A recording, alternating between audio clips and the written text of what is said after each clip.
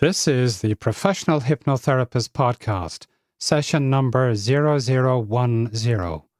Conor Hammersley on exploring identities, masculinities, and health among male farmers in Ireland.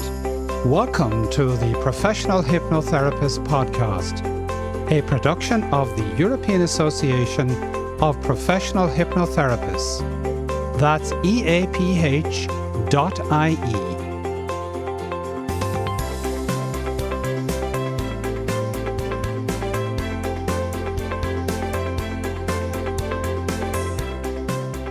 A very warm welcome to you. I'm your host, Aidan Noon. Listen as Conor speaks to us today about his co-authored paper. He comprehensively speaks on and informs us on many aspects of his published paper's findings.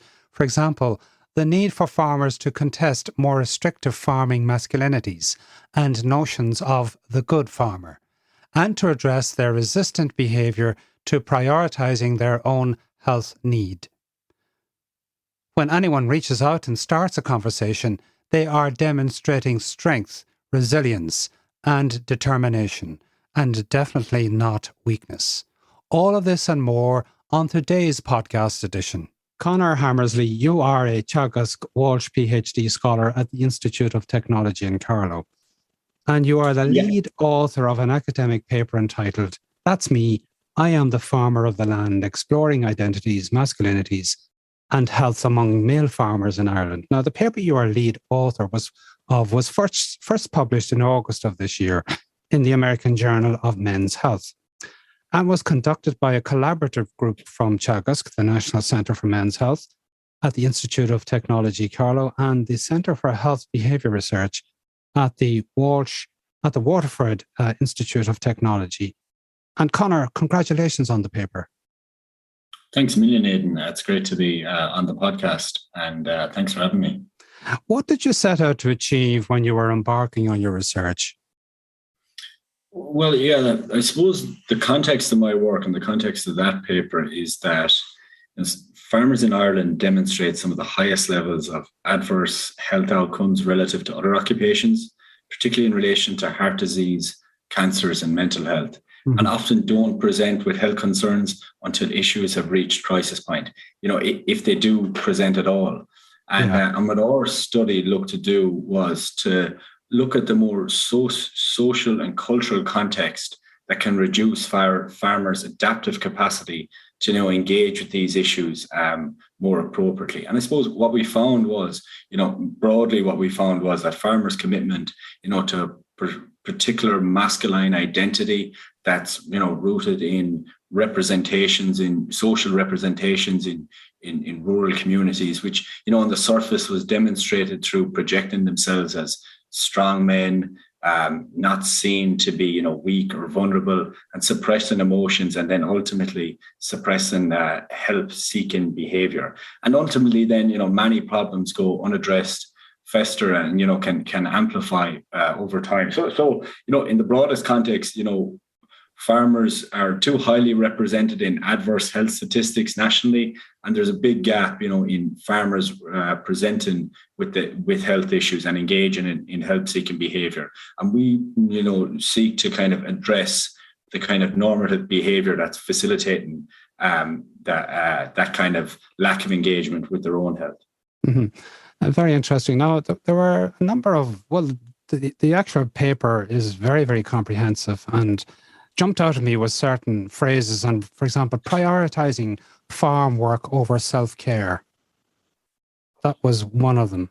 And then doing that's and it comes back to, I suppose, entrenched notions of masculinity and gendered role performances that are basically, like most behaviors, learned behaviors from childhood and expressed in adulthood about what a man should do or should be and how a man should act relative. And this is in counter-distinction to how a female should act. And for many, the act of engaging in health behaviors is in direct contradiction to this kind of valorized notion of men being strong, being able to take care of themselves, and not showing vulnerability. And and with farmers, that can be demonstrated with looking and looking to constantly support their livestock, their farms, and even their families to themselves, and they can lack that capacity maybe at times to extend that empathy and care to themselves, particularly when their health is compromised. Indeed. And you mentioned there the female aspect of the wife, or perhaps of the farmer, and what the problem that they may have in terms of getting their husbands to go and look after themselves, go and seek medical advice from the doctor. Yeah, it's a tricky one. And while much of society kind of has adapted to more gender neutral roles, it's been slow to cascade into some groups within society. And from what we know, and this is not to say that it's been in all, farming communities, but it can be definitely apparent within some farming communities, this gender identity and gender roles, and what a man should do, and then what the female should do. And we, I with our research, we conducted focus groups, not just with farmers. We conducted them, with wives and partners and children of farmers, to kind of get a broader contextual perspective of how farmers relate to health and the normative behaviour associated with that. And I remember, just one wife of a farmer said to me before that, my husband, is always the first one to offer support and help, but the last one to seek it themselves. And a lot of it is rooted, I suppose, in perspective and lacking that perspective. And, if you think about it in the context of the farm, that the farmer has lost the perspective that their health and they themselves are the most important cog in the wheel, as someone said to me in one of the focus groups as well, that their health is the most important cog in the wheel for the farm, and this is the thing that they can neglect the most, because without the farmer, what is the farm, Aidan, Yes, indeed. And there was another phrase that jumped out at me, that doing health is a form of doing gender. Yeah. So, it comes back to essentially, like, as often, these things that I talk about here, as I said kind of earlier, that they're learned behaviors. And what occurs often is social reproduction. So, from an early age, young boys or even young girls learn their normative roles from their community and from their social setting, i.e. family too as well, about, what a man should do and what a female should do. Yeah, and why it sounds so silly here while we're talking about it, these, and we've all probably engaged with these things at different periods. But that's like, in terms of masculinity and a masculine role behavior that many young boys learn, and it can be expressed in adulthood, and health is at odds with health, and help-seeking behavior is at odds with that type of masculine behavior. And it's interesting. I do a bit of coaching at home with my with the local under 10 team, and they've the boys. They've great numbers. So they have the boys under 10 team and the girls under 10 team. And I was struck by even how. One day I remember that. A young boy went down on the ground. He was injured, and the thing was, "Come on, get up, and get on with it." Yes. There, and and then I do some with the camogie girls too as well. Yes. And if one of them went down, the game would nearly stop, and we'd make sure, and there'd be tears, and we'd make sure she's okay before the whole thing would get on. Mm-hmm. So that's the kind of learned behavior that I'm talking about, and obviously it can be represent itself differently in different environments, like a farming environment, but you see it in all types of environments. Yes. And another phrase I came with, that this hegemonic masculinity fuels male farmers' negative attitudes towards emotional expression and seeking help. Yeah. So essentially for the listeners that aren't familiar with that term of hegemonic is basically power and dominance, and it's a cultural construction where we can be patterned towards maybe dominating the other to elevate ourselves, and this is a typical type of masculinity that we noticed was and previous research has noticed this too as well, that's quite entrenched within farming communities, and it can often be demonstrated, I suppose, in terms of, particularly at the moment, and this is a tricky one for farmers to kind of negotiate, is with way more agri-environmental concerns and regulation coming into agriculture. Yeah. And that's kind of at odds with this hegemonic idea of controlling and always being in control, because a lot of agri-environmental measures or regulations are about working with nature. But many farmers have constructed their identity around controlling nature to facilitate a productivist agricultural model. And when I mean productivist, I mean like producing large volumes of beef or dairy for the market, and the market had previously encouraged that that type of farming, but now it's changed again. And what I note is, it's not to get into the rights or wrongs of that, but farmers need to be supported much more in an emotional context about, about how farming practices are changing. Because it's like anyone, if you built your identity off a particular way of doing things, many farmers do it in terms of big machinery, large scale production. And now they've been, and there was a time when this was a societal good, particularly, post-war period, when there was, a lot of hunger in different parts of Europe and then, farming was seen as, or agriculture was seen as a method to combat hunger throughout the world, and farmers were encouraged to produce more. Yes. And then came with that was negative environmental externalities, and now they're told that we don't value this farming as much anymore. We want you to engage in a new type of farming, and it can be just a corrosive message to farmers' identity, and more supports from a policy and on a wider health promotion level need to be there for farmers in adapting to that change. Yeah, it's like a challenging a status quo, or as you mentioned, the hegemonic principle. Now, another finding is that, to quote a farmer, is that we are tillage farmers and beef farmers, but we're also expected to be environmentalists. Yeah.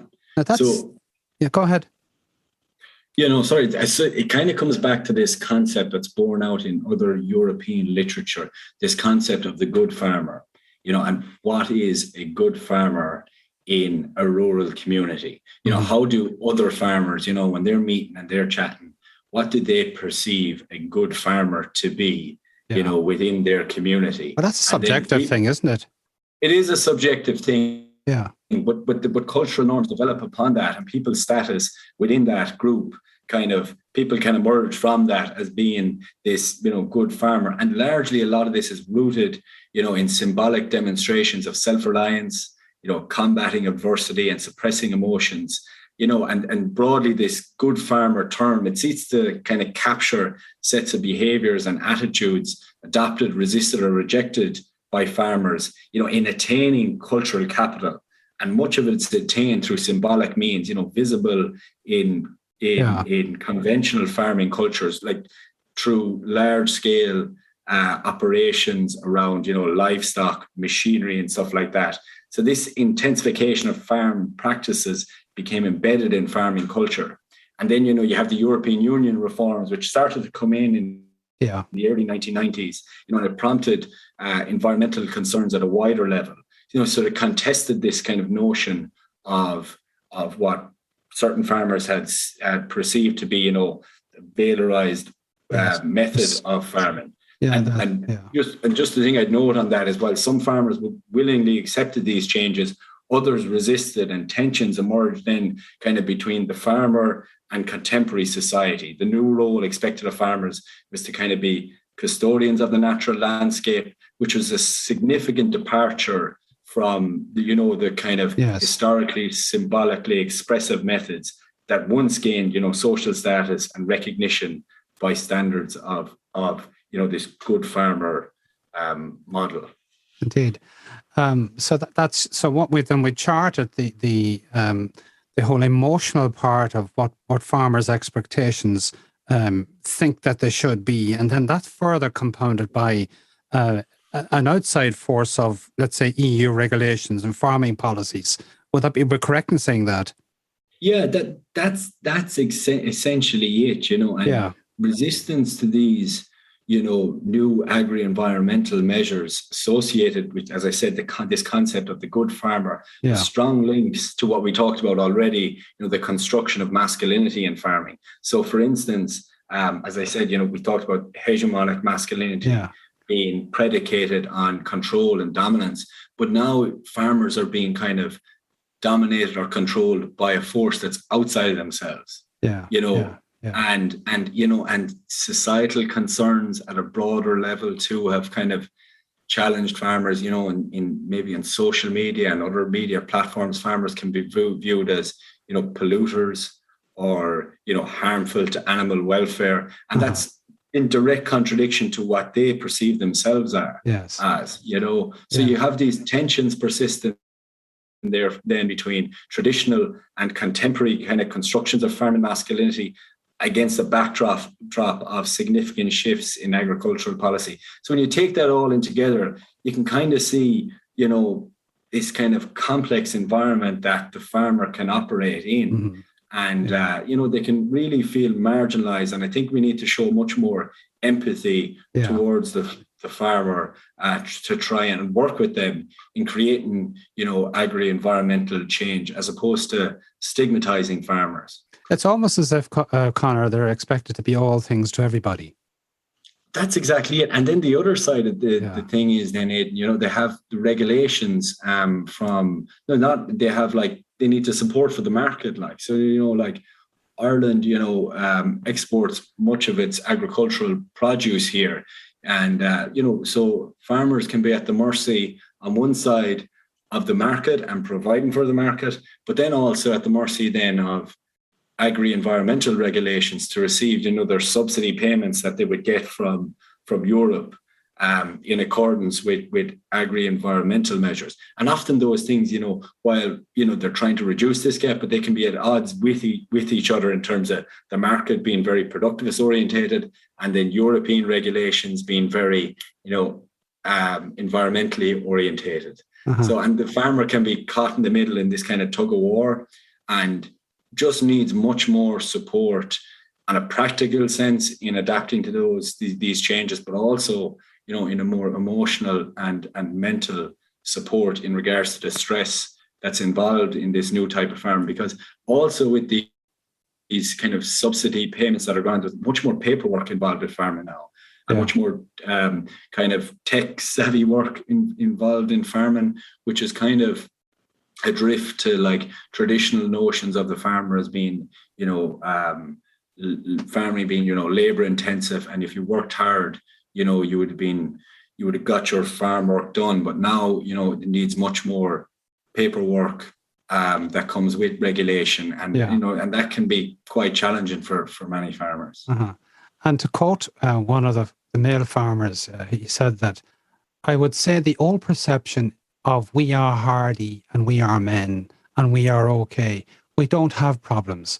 That's the perception. Yeah, I know. Now, another thing is that a finding that you come up, findings demonstrate that safe places are needed for farmers to contest that more restrictive farming masculinities and notions of the good farmer. I think we addressed that. But it's no harm to go back maybe, or to re-emphasize that again, to address their resistant behaviour to prioritising their own health needs. Yeah, and just another point that I make on that is that, if things aren't spoken about or talked about, and you can think of many different things in society that this type of thing has occurred, cultural stigmas, occupy that space if it's not spoken about. And that's definitely the way it is in relation to emotional expression, being, challenged with your health, be that mental or physical, within the farming community, and it's not kind of spoken about, because what we contend is at odds with a particular identity that farmers within farming communities try to live up to, and cultural stigmas develop then. So what we note is that these things have largely went uncontested, and we haven't given farmers a space, to contest this notion of what they think they should be, and to help them, realize or give perspective that there's another way to do these things, that you can be resilient in your farmer, because you do need to be resilient. Yes. To be a farmer, because you work outside, you work in all weathers. There can be times of the year around calving and that when you have to get up at all hours of the morning and with very little sleep to get your work done. The problem is if that morphs into how they relate to health and help-seeking behaviour. So in large parts, we need to kind of work with the grain with farmers and acknowledge and recognise the brilliant work that they do, but then also destigmatise the relationship with particularly help-seeking behaviour when their health and their emotions are compromised. So that's so on the surface that's kind of what it is, Yeah. What needs to be done, Conor, practically? Well, look, so like much of the things that we spoke about here are cultural problems. All right. And anything with a cultural problem needs somewhat of a cultural intervention. And we're working on an exciting project at the moment with Teagasc and the Department of Agriculture and Department of Health and the Men's Development Network down in Watford on training up agricultural advisors to equip them. So agricultural advisors could have a long-standing relationship with farmers, in relation to more hardcore agricultural matters. They'd offer support and guidance and work with the farmer in relation to, agricultural practices. And what we're looking to do now is build on that kind of close confidant nature between the advisor and the farmer. And then this is actually starting. It's starting actually this week. The first day of training is going on. We're looking to train up agricultural advisors. The Men's Development Network are running this training program to equip them with the kind of softer skills and more relational skills to open the topic of health, including mental health, with farmers, and not to act as like a health professional, but just be kind of a support network between the farmer and local health services, but then also to kind of normalize health topics and conversations into routine interactions with farmers. And that's the first phase of it. And the broader aim of that project then would be to extend that training program to wider or farming links, such as, people who work in agri-business, agri-banking, veterinary occupations, and, and try and tackle it and normalize it in that kind of way, and if there's any, farmers listening in, to just try and, understand kind of the nature of, your friends who are farmers, and try and see how you can maybe integrate a more kind of health orientated conversation, in a sensitive manner with the farmer. So like that program that I spoke about there with the advisors, it's drawn on that close, confidant nature that the advisor would have with the farmer, and hoping that we can like bridge that barrier that many farmers face in relation to engaging with their health. And this can be, the complex, adds to the complex nature of rural communities and the strengths also associated with rural communities that, in times of, and it's kind of it's a bit ironic or a kind of a paradox, because, in times of difficulty, like there's no place better than a rural community to look out for each other, be that through a bereavement or something happens, someone adversely, and, people are so good to help each other out. And the next point I'm going to make is a perception, that there's this perception that I can't open up about this for fear of what they'll think. But in reality, as I've said already, I don't believe that is borne out in reality. I think people, and particularly rural communities, are very accommodating and supporting to anyone who they feel, who might be in need of help or extra support. So that's kind of the paradox of it, that there's the great thing about it, that when, that in times of need that they draw on each other, but there's this perception that, oh, they know me very well. What would they think of me if they knew I was under pressure or in trouble? Particularly around mental health is quite stigmatized, more, I suppose, in older generations. But I contend that perception is not borne out in reality as much as people think. Yeah. Well, of course, that's the same for all parts of society, where people can be very concerned about what other people think of them, and that are we living up to other people's expectations, or, for example, that Jimmy down the road has a farm and he's doing so well, and look at me, what am I doing? I'm not doing what he is doing, and I'm the perception is that he is successful, but the reality is, I suppose, that we don't really know what's going on in anyone else's head. Isn't that correct? Well, that's exactly it, and that goes back to that old saying: "Comparison is the thief of joy." And and this is kind of another thing that I would add to it, that kind of, and particularly with social media, we can valorize this kind of, utopian image of people having a great time and look really happy. But often that kind of image that we can kind of project out there that can be projected out there can, accentuate the stigmatized nature of feeling down. And I suppose it's kind of, we need to,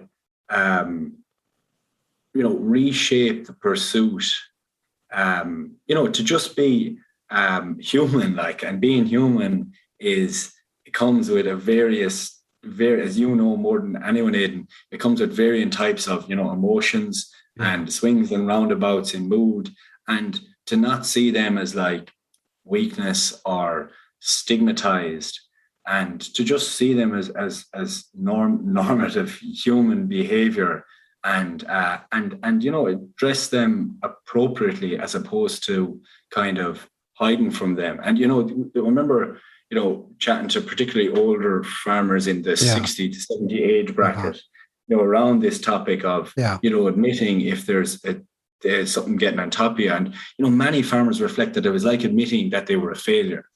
And and in fact it's the exact opposite. Admitting that there's, it was like giving up if they were to reveal that they were struggling, particularly in a mental capacity in some way. But in fact, in reality, and this more than anyone, Aidan, it's the exact opposite. Reaching out for support, it's actually driving on and not giving up. And we need to kind of reshape how we kind of culturally relate to help seeking and to emotional behavior and the swings and roundabouts associated with that. Because if things aren't acknowledged, they're allowed, fester and can amplify over time, I suppose. If that makes sense. Absolutely, and the importance of making contact, and if you don't get help initially with the first contact you make, go and seek somebody else. And indeed, it is a strength. It's an inner strength that you have, that you latch on to seek that help. And you are being strong when you do go and seek that. And you mentioned there briefly, Conor, the older farmer. And there are many, many, as far as I'm aware, many, many older farmers who are living alone, who are isolated in rural Ireland. What can we do for them? The first point I would make, and because broadly we're talking about well-being here, and well-being is, I suppose, the repetitive act of small things over time. but in and of itself, well-being is no small thing. So I think that, and you just mentioned one small thing there a moment ago about just calling around to people, or stopping